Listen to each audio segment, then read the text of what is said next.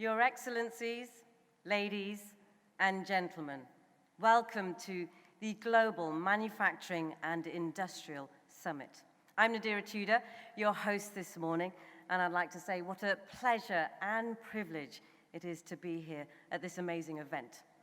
To start proceedings, please join me in welcoming the head of the committee, Mr. Badir Al-Olama.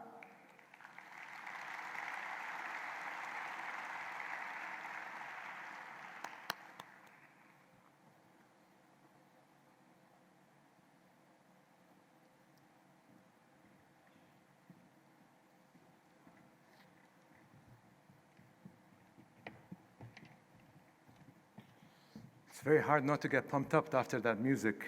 Your Excellencies, ladies and gentlemen, it gives me great pleasure to welcome you all here today to the beautiful city of Yekaterinburg, the industrial capital of the Russian Federation.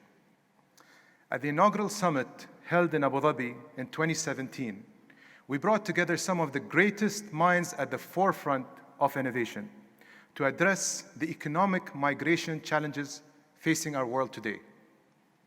Whether as a result of globalization or the rising disorder in global politics, the world needed a solution, and manufacturing is our tool. Moving from our last gathering 2 years ago, we have seen a growing public consciousness taking shape and increasing awareness that our ways of living and working are having an irreversible impact on nature and on our future. But it is remarkable that at the same time, it is nature we are turning to for solutions and for new ideas in plotting the way forward. Humanity has always made use of lessons offered by nature, and we have seen this most obvious in medicine, but in no less meaningful ways in other sectors such as manufacturing.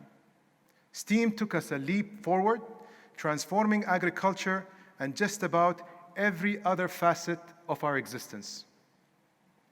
Electricity-powered automation, it brought with it mighty factors that led to the progression of our industrialized society. And our evolution didn't just stop there.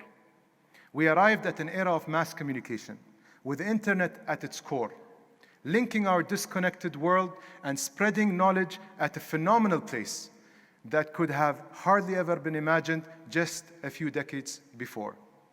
How telling is it, then, that in this day and age of technological innovation, we find ourselves consciously turning to nature for guidance in shaping our future? Therein, too, lies the wonder of our natural world. It is right that we recognize her wisdom, as we should, her fragility.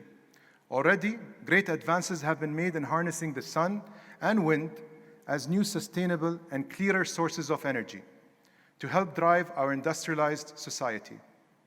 Bird flight, animal motion, and plant biology have all inspired some of the most innovative technologies of our modern society.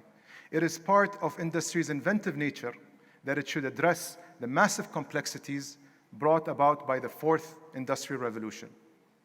So swift and sweeping are the changes happening on the factory floor, in the shops, in our homes, and on the streets, in the air, and even into space. And there is an ever-growing urgency about ensuring that our lifestyles adapt to this rapidly changing environment. Humankind dare not fall victim to its own technological progression. The fault lines running through our global society are immense. The gulf between rich and poor is only growing, not narrowing. Extreme weather events are now happening with frightening regularity. These dangers are as obvious as they are fearsome. In an era in which the general talk is of smartphones, smart cars, and smart homes, it is smart thinking that is needed to turn a serious mind to our relationship with one another and with society as a whole. As we step into further uncharted territory, we must find a formula that puts us at greater harmony with our natural world. True sustainability can only begin there. Let us protect nature as we also learn from it. The early seeds that were planted at the Paris Accord are now taking root We must not let ourselves stray away from the commitments that were made with future generations in mind.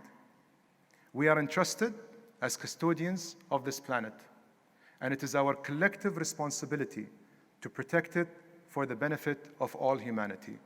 Thank you very much.